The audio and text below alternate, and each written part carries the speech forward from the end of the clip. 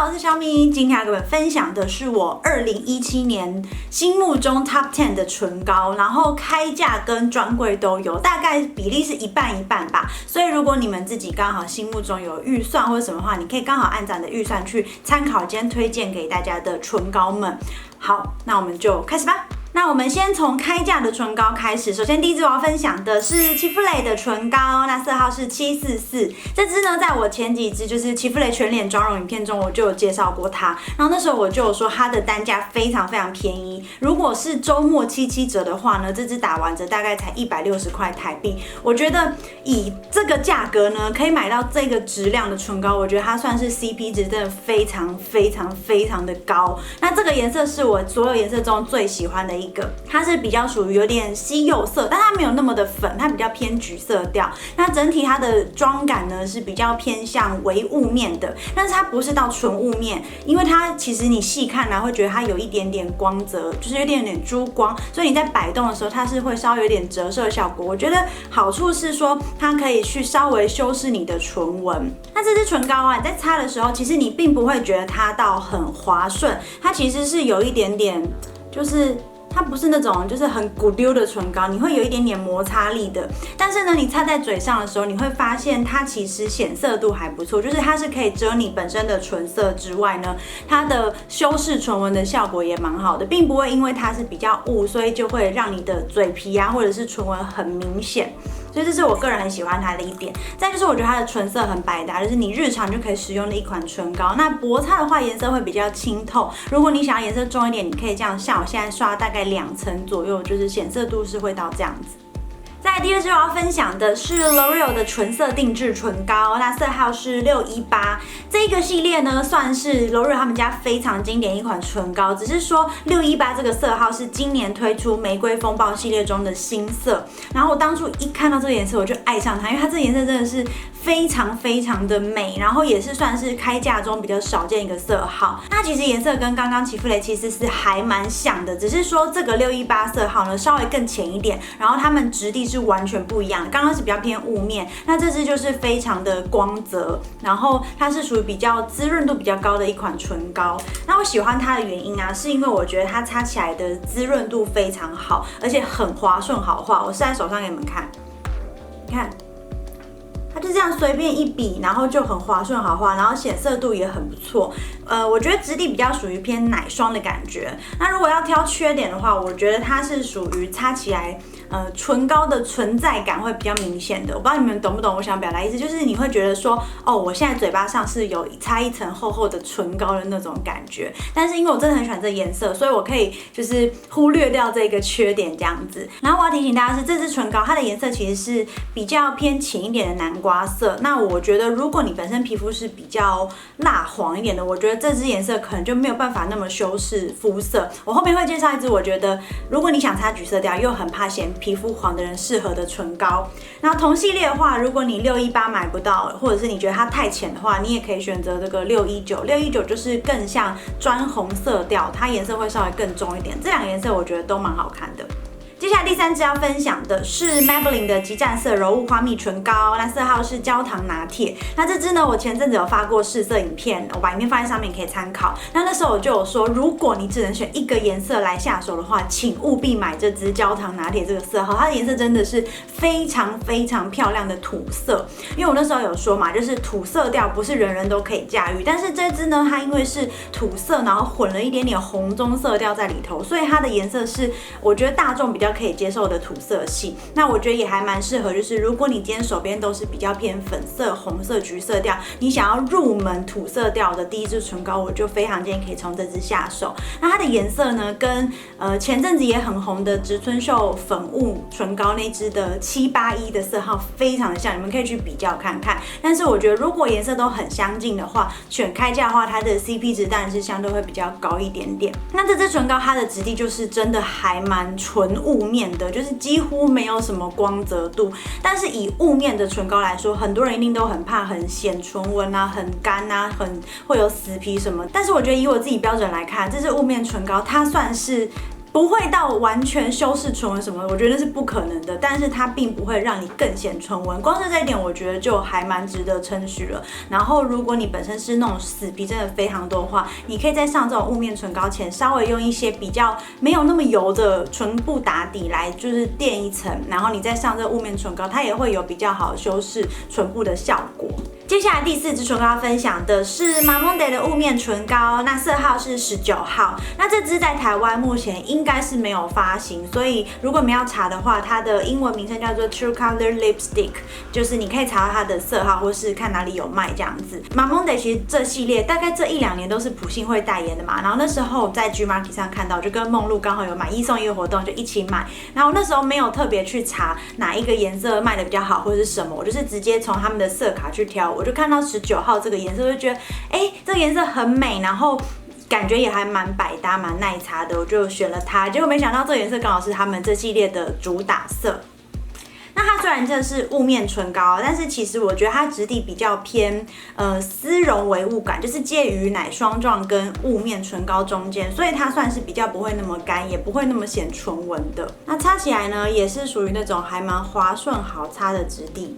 然后19号这个色号啊，我觉得它比较属于偏裸色调的红棕色，就是它没有那么土色，也没有那么的红，它比较偏粉一点点的红棕色调，所以它算是日常上课啊、上班都可以擦的一个颜色。不过呢，我虽然只有买这一支，我有稍微去查它的评价，它出了好像总共20个颜色吧。如果你喜欢这系列的唇膏的话，比较不建议去买它太浅的色系，因为网络上有些人会说它比较浅的色调擦起来就是会比较容易长死皮，或是比较显干。那其实我觉得雾面唇膏好像大部分都会有这个问题，就是比较浅的色号，不知道是因为它的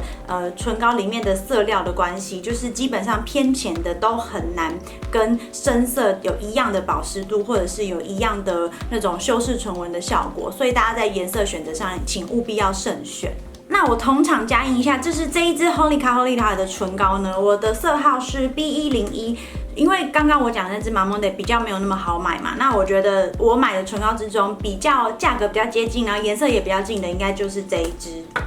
大概给你们看一下，它擦起来的颜色呢，其实跟刚刚的19号很像。然后这支我是在保养买的，它的颜色比刚刚的19号稍微更浅一点点，但是我觉得它整体的相似度还蛮高的。如果你想要找类似款的话，你们可以参考这一支。接下来第5支要分享的是魅点的滋润持久型唇膏，色号是 PK22。那其实这一支唇膏啊，它的颜色非常非常多，大概有20来支吧。那我用来用去呢，不是说别的颜色不好看，但是我个人最喜欢的还是这一支 PK22，因为它对我来说就是我的 MLBB 唇，它跟我的唇色非常非常的接近，但是它擦上之后呢，就会让我感觉好像是没有擦什么很重颜色的唇膏，但是唇色会变得比较有气色，然后比较可以去修饰我一些唇部暗沉啊、色素沉淀的地方。那这支唇膏它的质地啊是比较偏滋润型的，然后它不是走那种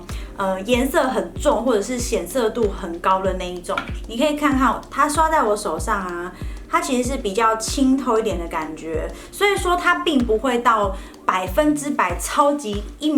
抹上去就会很盖唇色。但是呢，我觉得对我而言，这支就是一支日常非常好用的唇膏，因为我知道有些人，譬如说可能是学生或者是上班，不一定会画眼妆，或者是说你有时候可能基本上可能就是素颜了，可是你有时候可能想说嘴唇稍微有一点点气色，看起来是会比较有精神的，这时候我就会非常推荐这一支，因为它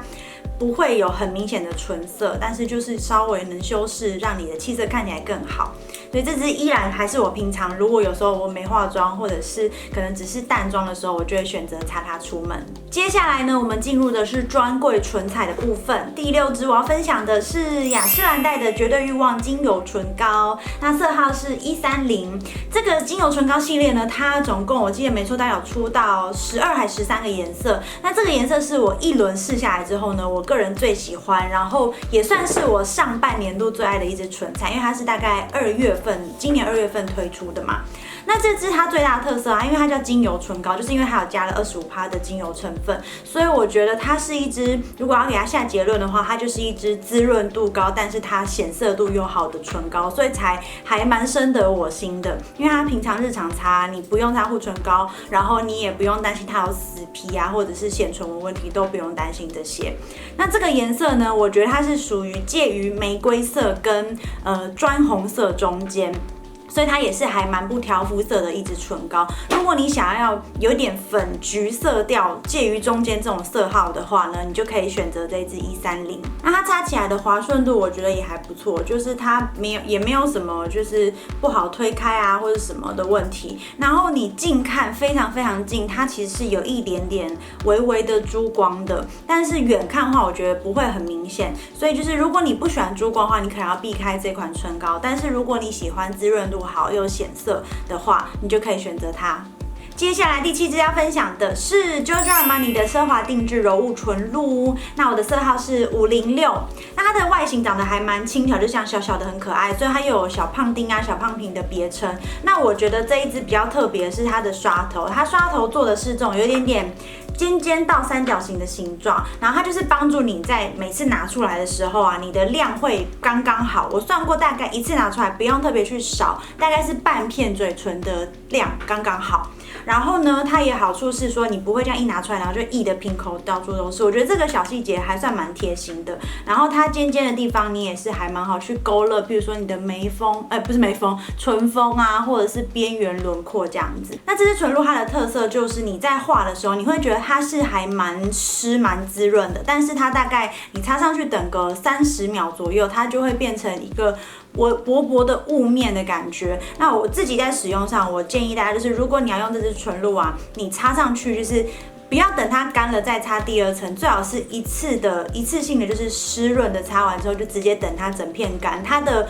修饰唇纹跟它的匀色力会是最好的。然后506这色号它就是还蛮漂亮的干燥玫瑰色，所以我觉得大家的接受度应该也会蛮高的。而且我发现这个小胖瓶还有另外一个用法，就是如果你今天在外面很应急，你只带了这支，那你想要补腮红的时候，它是可以用指腹这样稍微去把它拍开，变成有点腮红露的感觉。然后有个小插曲，就是我这次在挑选我 Top 10唇膏的时候啊，其实我很多唇膏都是心里一番挣扎才选出这一支的，像这个506小胖丁就跟这个兰蔻的270这支纯粹，我那时候就选超久，因为这2支颜色非常非常非常的像。然后它们差别在于刷头，这个是那种小小尖尖的刷头，然后它有点像是你要先这样摇一摇，像雪克杯那样子。它的刷头是属于这种有点像盖印章的海绵状的设计。那其实这2个我都很喜欢，我没有一定要选出哪一个，可是如果说这2个差别，就是差别在它刷头。如果你本身是属于喜欢擦饱满唇，然后唇线就是轮廓非常的鲜明的话，就推荐这一支小胖丁。然后如果你喜欢擦有点咬唇，或者是说你觉得想要快速上唇的话，你可以选择这一支兰蔻的纯粹。这2个其实我都还蛮喜欢的啦。接下来第8支唇膏我要分享的是 NARS 的惹火唇膏，色号是 Jane Jane。那这支呢，我在应该没错的话是上一支11月最爱中就有介绍过它，然后我有大概分享一下为什么会喜欢这支唇膏，然后现在就不多说。但是重点呢，就是这支唇膏啊，我刚刚在一开始介绍 L'Oreal 跟奇芙蕾的时候，不是有说 L'Oreal 的颜色是属于比较偏浅一点的橘色。那如果你是想要橘色，然后你又不想要看起来肤色会很显黄脏脏的话，这一支就是一个很好的选择，因为我觉得它是属于橘色跟红棕色调中间一点，它是比较带一点点比较暗一点的橘色，所以我觉得它比较不会挑肤色，而且它擦起来我觉得很显白，我在镜头上看起来会觉得它的颜色不会那么的荧光，然后也还蛮衬肤色的。然后如果预算够的话，其实我真的还蛮推荐这一支唇膏，是因为这一支除了它颜色很好看之外啊，比起刚刚的奇芙蕾或者是 L'Oreal， 它细腻度更高一点，就是说你在擦唇膏，你会觉得它的均匀度更好，然后它并没有像 L'Oreal 的存在感那么重，然后又没有戚夫雷的珠光。当然说那2支也不会不好，因为它们毕竟比较便宜。但是如果说细腻度跟质感上的话，我觉得这一支惹火唇膏会更胜一筹。接下来第9支要分享的是植村秀的无色线粉雾保湿唇膏，那色号是 BG954，这个颜色的中文名称叫做玫瑰拿铁。然后当初在韩国是卖的非常非常，应该算是最好的一支唇膏。然后因为卖的太好了，台湾后来才有进这个色号。然后我不知道现在还有没有，你们可以去柜上看看。然后呢，我不得不说，我觉得代言人真的很重要，因为这系列的代言人就是高俊熙嘛。然后你知道，漂亮的代言人擦上好看颜色的唇膏，就会大大的提升你购买的那个欲望。就像我刚刚说那个Mamonde 是找朴信惠代言的道理是一样的。那这支唇膏它的特色，它既然都敢打粉雾保湿，你就会知道它是一支纯雾面的唇膏，但是它又有保湿度。那我不得不说，我觉得它真的算是我用过以纯雾面唇膏来说，它的保湿度跟滑顺度算是非常好的。你会看到它的显色力很好之外呢，它真的是纯雾面的哦。但是很神奇是它擦在唇上并不会显唇纹，我觉得反而稍微有一点点修饰唇纹的效果。所以说我觉得它擦起来跟 Maybelline 的那个极战色柔雾花蜜唇膏的感觉还蛮类似的。但是呢，如果要比它的保湿度跟它的细腻度，一定是这一支植村秀的会比较好。只是说如果你的预算不够的话，我就会建议你可以退而求其次去选择 Maybelline 那一支唇膏，因为它们的质地真的非常非常的接近。但是呢，如果你本身真的是那种就是唇纹非常的深，或者是死皮很明显的人呢，我还是要再次提醒，就是雾面唇膏请不要选择颜色太浅的，颜色太浅一定会很容易显唇纹或是有死皮。那如果你想要选择类似我这种玫瑰色系的话，你又很怕有唇纹的话，你一样是记得稍微先用一点护唇膏或是唇部打底再上这个颜色。最后一支要分享的呢是这支 Kat Von D 的雾面唇釉。那如果你要搜寻它的英文名称的话，叫做 Everlasting Liquid Lipstick， 它的色号是 Lolita。那这一支呢，其实在欧美非常非常非常红，台湾目前是没有卖的，所以如果你要买的话，可能要找代购。那我喜欢这支唇釉的原因啊，是因为我有时候看一些欧美的Instagram， 他们上面很常擦那种很雾面、非常雾面的那种唇釉，但是呢，我一直都没有找到那种我觉得它的质地对我来说是我的唇部可以驾驭的那种雾感。像我之前买过 ColourPop 的雾面，我就觉得天哪，它对我来说是雾到会嘴唇干裂的那一种雾，我就觉得完全不行，擦起来不好看，会变杨婆婆的嘴唇。然后后来我就听说这一支擦起来的效果还不错，我就买来用看看。结果一用就是我真的非常非常喜欢，除了它的颜色很合我口味之外呢，它的雾是真的可以满足你想要那种欧美女生的那种唇部的雾感，但是呢，它真的不会干，然后它也不会有很明显的唇纹。当然不可能完全没有，但是相比起同系列同质感的雾面唇釉来说呢，它的唇纹修饰效果算是还不错的。只是我觉得这支它的使用上需要有点小技巧，就是你不能用量太少，也不能用量太多。我自己用了好几次，就是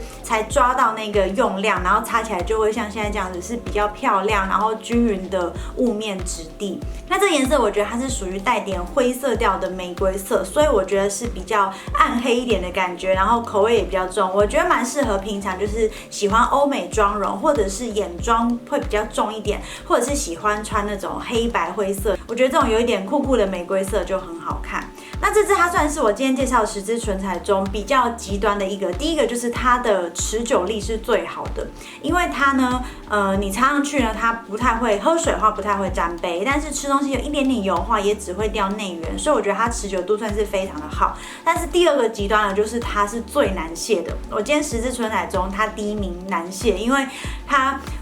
持久力很好，然后你在湿敷的时候，你要花比平常多2到3倍的时间才可以把这个颜色完全的卸除。但是呢，如果你就是很向往想要有一个很好看的雾面唇彩的话，这支我觉得是一个很好的选择。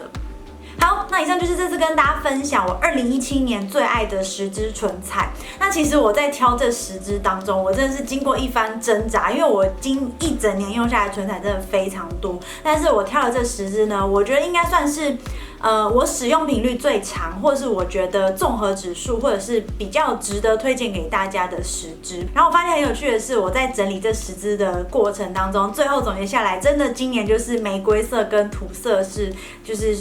唇彩的趋势吧，我还蛮多颜色都是类似这样的色系。那要提醒大家，就是大家千万不要因为我今天推荐这10支，然后大家就跟着去买。你可以从我这10支分析的一些特色啊、色系啊当中，找到比较适合你本身预算跟你喜好的唇彩。好，那希望大家都可以找到自己喜欢的品项。那有任何问题的话，一样可以在下面留言给我，或者是你也可以在下面留言跟我分享说，我今年用了什么心目中最爱的唇彩，我看看大家有没有跟我一样的，或者是有不一样的选项。那别忘了喜欢这支影片的话，帮我按个喜欢，然后记得订阅我的频道，可以点这边。那我们就下次见啦，拜拜。